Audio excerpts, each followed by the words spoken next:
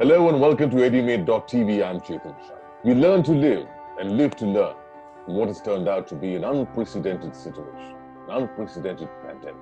With history being written across the geography of Mother Earth, and a minor virus has created a major catastrophe, making each and every one of us rewind, rethink, reboot, re-strategize, reformat, restructure before we rebuild a new future, a new normal. In the world of higher education, if there's one trait that's required to address this situation effectively, as well as not just find solutions to these unique challenges, but more importantly, to create opportunities, it's the attribute of wisdom. Wisdom emanating from the past, knowledge and experience, and wisdom to be able to deal with the future with the 4 E's. The E of expecting, of embracing, of evolving, and most importantly, for enforcing. And that's what makes a very wise chancellor in the higher education system. And today we have a very special guest, a very wise chancellor joining us from the Rishihood University in Gurgaon, Professor Kamlesh. Misra, what a pleasure to have you on our show. Thank you so much, Chetan. Thank you so much, and thank you for having me. These have been trying times, to say but the least. And trying times make for trying attempts as well. Several of them, well, fail, but certainly some of them do pass the test. What have been your unique solutions to the challenges posed by the pandemic? Chetan, one of the things that has happened is that I think nobody expected this to happen. So this came like a tsunami without any notice. So nobody was prepared for it. Number of experiments were happening as things were unfolding, as things were evolving. For Rishihood, which is a new university, we were supposed to open the doors this year. The challenges were much different than those universities that were already existing and were already running programs. The first question that came to our mind is, should we open this? Is this the right year to open a new university? And the opinions are divided. But I felt that opening during this kind of a situation of a new university is not the best option that one should look at. I feel there is going to be a complete reorganization and a complete restructuring. And in fact, I was having this discussion even in the United States, where there is a general feeling that about 20% of the institutions are going to shut down in the United States. And I don't think that we will be facing anything different than that. Mm-hmm. I think those signs are already showing up. So the greatest challenge for people like us who are heading universities is to try and now understand the winds that are blowing and in the direction in which they are blowing. Everybody has been saying that, okay, let's go online, but we know that that's something that we have no option.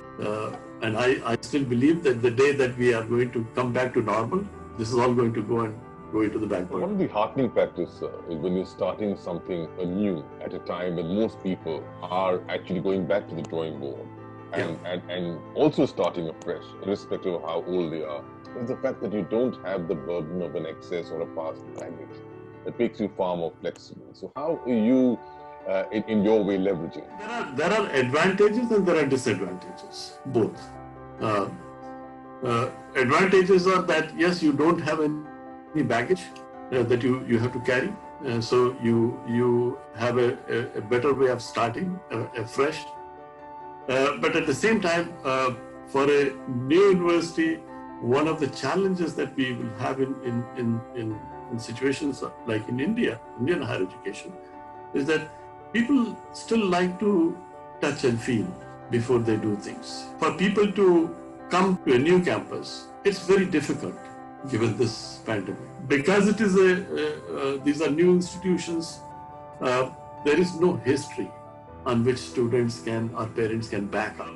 So there are a lot of major drawbacks. There is no perception created about this new institution. So how are you going about encountering these challenges? Because one would expect these challenges in any new university, irrespective of the pandemic.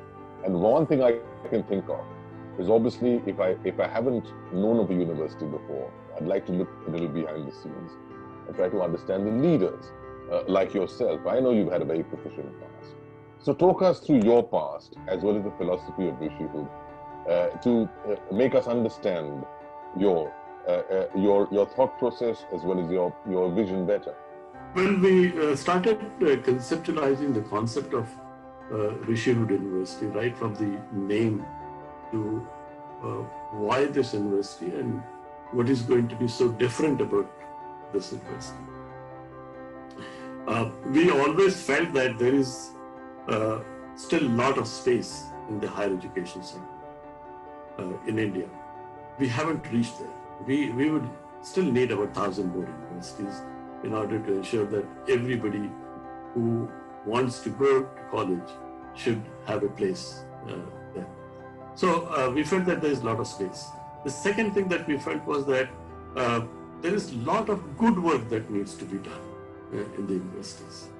And my concept was good work begins by just doing the basics. We don't have to do much in order to excel in Indian condition. All you need is good students, good teachers, and delivering very, very high quality, demanding programs. And that's what I call as the basics. These are the basic things. Everything else is about creating perception, about marketing, about all those kinds of things. So when we started thinking about the name, we were very much influenced by Swami Vivekananda and his work. So the name Rishihood actually is derived from the speeches of Sri Vivekananda. That's where we took it. Now, many times people, sometimes they ask me, is it about sainthood? Is that? Well, I think what one needs to understand is that it is the value system that matters.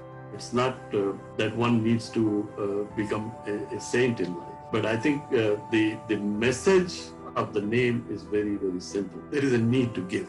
There is a need to, probably we have reached a time in the world where some amount of detachment from material world is necessary, will become necessary as we move ahead, which means that people have to be a little more giving towards the society in which they live. And I think that's the central message of the name that we came up with. The philosophy is lot is taken from the Gurukul system. Now, I want you to understand this, that when I say Gurukul system, many people immediately they begin to think, okay, are we going back to the ancient days? Well, that's not what it is. What it means is that the philosophy of the Gurukul system is what is to be adopted. And it is being adopted today everywhere, but we don't use the name Gurukul system. For example, let's say I'll give you some examples of that. Everybody is talking about a student-centered approach to higher education. Everybody is talking about holistic education. Right? Everyone is talking about experiential education. Everyone is talking about multidisciplinary approach. So what is multidisciplinary? Students need to study different subjects. So what was taught in the Gurukul system? Logic, philosophy, religion, astronomy, you name a subject, right, was taught. So nothing could be more interdisciplinary than what happened there. What was more experiential than the Gurukul system, where the taught and the students and the teachers lived together. Their whole life revolved around experiencing things. What is more holistic than that? I think that's a beautiful and a very lucid interpretation of the Gurukul system. Thank you for highlighting that for us. Yeah. And it's also, you've shown. They say that a leader is best seen by his level of anticipation And just the way you've anticipated the need of society, it's also been documented formally in our new education policy, where the word Gurukul system or imbibing the best from that has been enunciated. So, well, I congratulate you for that, for anticipating that as well. Thank you. Making Thank it you. part of your philosophy, Professor Misra. I also, I'm thoroughly intrigued by and impressed by, this philosophy of giving to society, and not just, constructing sagehood by renunciation. It's more to do by contribution, not just renunciation. I think it's a beautiful interpretation as well. And not just, the element of giving more, it's also taking less. It needs to be seen as a balance. Because when you take less, you become far more efficient and you become far more effective. And coronavirus is just teaching us that. The excesses need to be curtailed. So I think it's absolutely opportune in what you say. And so talk us through, the man behind the universities. I also wanted a bit of an insight into the journey of Professor Kamlesh Misra thus far in his life as an education. I was in the United States for a long time. I was for there about 14 years. I was teaching in University of Pittsburgh. And one fine day, I just decided to come back. And many people asked me, why do you want to go back? Is everything okay? For the first time, I felt that I was doing something wrong, because every person would ask me the same thing, why would you go? But I decided to come back.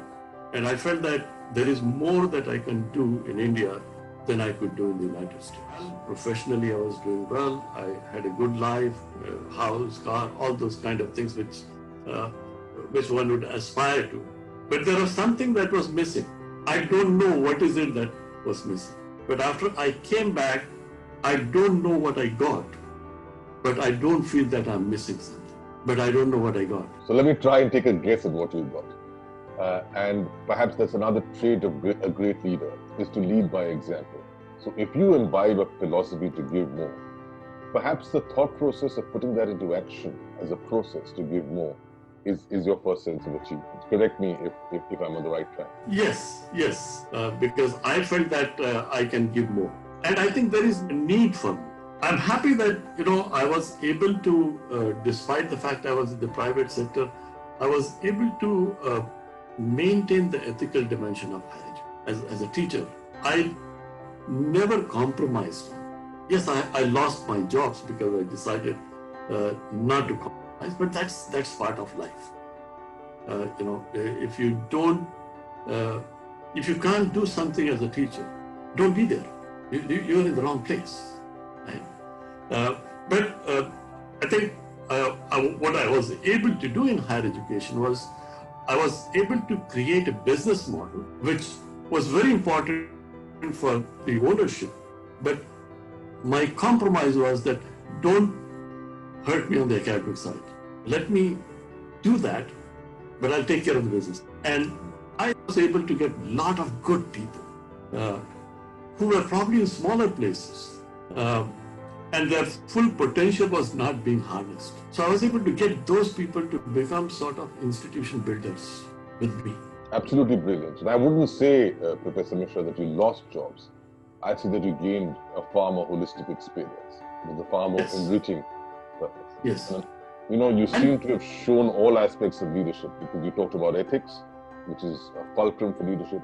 Then you, most importantly, talked about not just leading yourself, but creating leaders and creating a team, which itself is an enormous attribute. It puts you really in that spot of being a vice chancellor. And you also talked about, giving up. So giving is not just about giving more. It's also about giving up at the right time, in the right quantity, in the right context. Yes. So thank you for teaching us that, and letting us know, because this is exactly what we, as students of life, would like to look at as our leaders, like you. But in environments like India, you talked about India being very fertile. Certainly, India has been very fertile in terms of its thought process, no doubt about that. And the new education policy has been very fertile in that, policy making as well. However, the fact of the matter is that you can have great thought process, but in the absence of poor implementation or inadequate, action, it all dissipates. and becomes counterproductive. Yeah. Unfortunately, we've been victims of this time and again. Why would we believe that this time will be very different? Chetan, my experience in India has been a little different. One of the things that I found is that especially people in my kind of position, like vice chancellors and who are supposed to lead the universities, I think we still have a lot of that feudal structure left. I think vice chancellors are only experienced teachers. And somehow people forget that they are experienced teachers and they get so much into the power game of the vice chancellor. I know that vice chancellors are there who will give you time to meet after 15 days. I've been able to meet my faculty members in 15 minutes. And the reason for that is, why am I creating a glass wall between me and those teachers? They should have the first, students and teachers should have the first priority.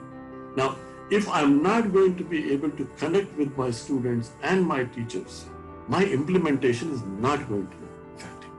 It cannot be effective. So what I try to do is that I have always created a dream and I have tried to sell that dream to these people. And I continue to have a discussion with them up to the time that I feel that they can really see themselves in that dream. Because if people cannot see themselves in your dream, they are never going to be part of that dream.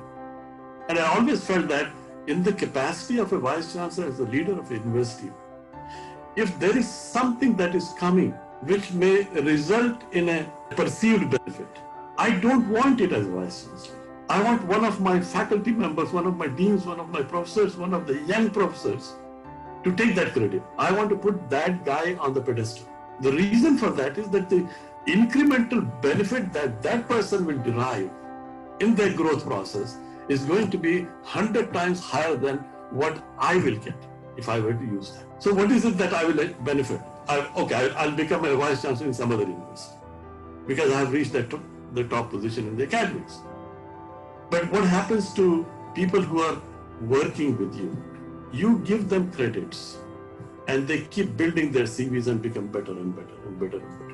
So we train them not only as teachers, but train them as administrators. But if you train them as administrators, you need to spend time with them. So my concept was very, very different. My concept was, you are there to make life better for everyone.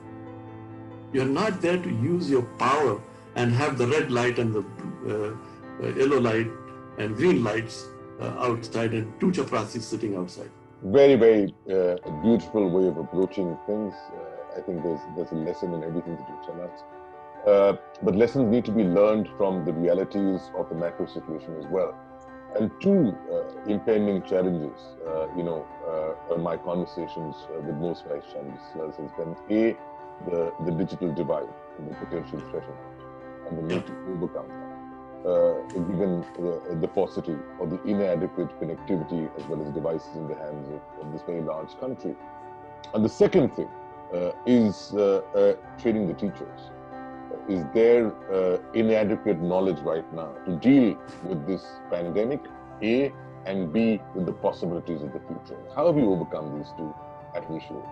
As you said in the very beginning that we were not carrying much baggage, so we didn't have, we were able to put a learning management system which was very tuned to this kind of a philosophy.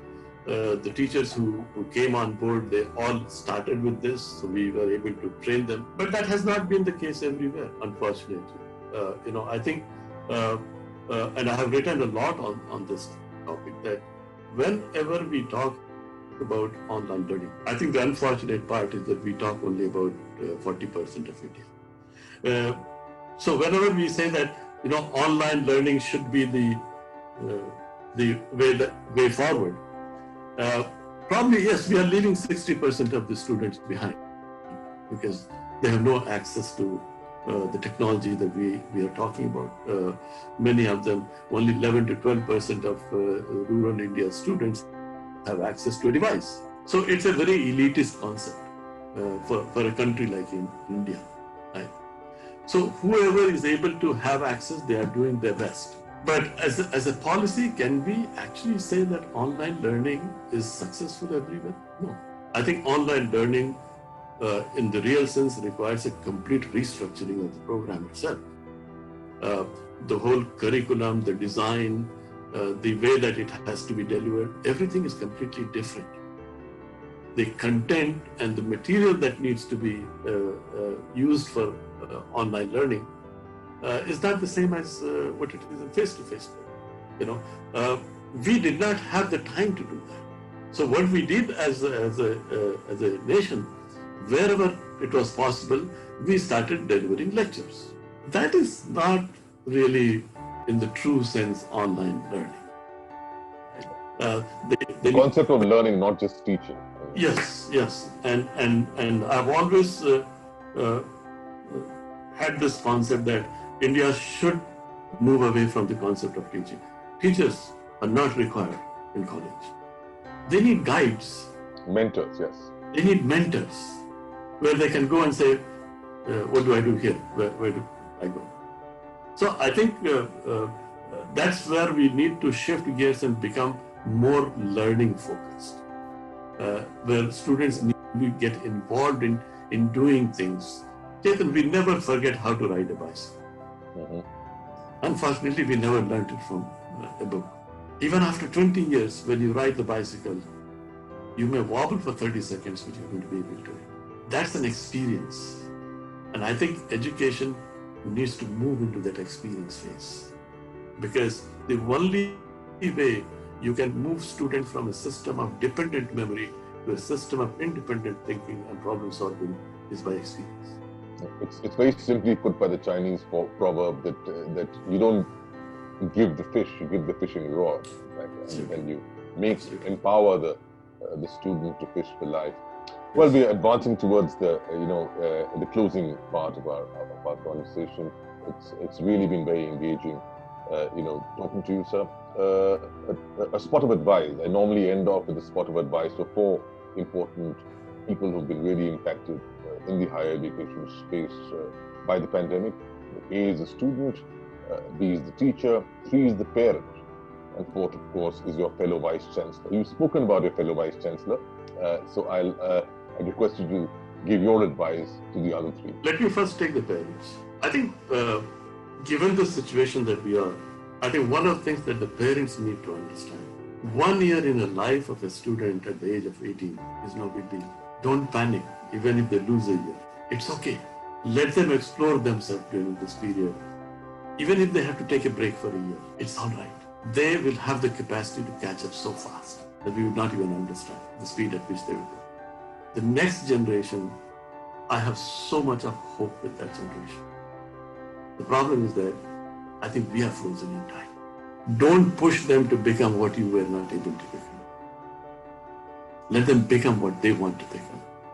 And that kind of support is very, very essential. For the students, my advice is very simple. Do what excites you. Don't chase your friends. If you become successful, you will have so many friends, you will not know how to manage them. Chase your dreams, don't chase your friends. Yes. So I think it's very important to do what you love doing, something that you enjoy doing in terms of your education. I often end my interviews, Professor, with a letter which becomes an easy takeaway for our viewers. For you, I can only think of one letter. That's the letter C. C, which defines clarity, complete clarity of thought, complete clarity of action, complete clarity of implementation. The second C would be conscience, because you seem to not just be driven by the heart and the mind, more importantly, you seem to be driven by the soul. So you've got your conscience as the core of your thinking. Corrective is the third C. You've seen the past, you've seen the opportunities, you've chosen to drive your own path, which basically means that you've corrected yourself. The fourth C would be collective. You've not just chosen to go alone, you've chosen to go with a team and build a team along the way. The fifth C would be connect. Your prior motive is to find connect with your teachers, connect with your students, connect with the parents. The sixth one would be creative. You've always chosen to be creative in your path. Think differently, think innovatively, disrupt, and not just that, you've also chosen to create leaders and pass on the rewards and compliments. And finally, the most important C is that you've been a person who's chosen to contribute, to give more and give up at the right time. That makes you, Professor Kamlesh Misra, a very wise chancellor. I'm really, really very, very impressed with the initiative, especially what you have been doing. I want to congratulate you for taking this step where you are able to bring education in the forefront of the discussion. Thank you so much.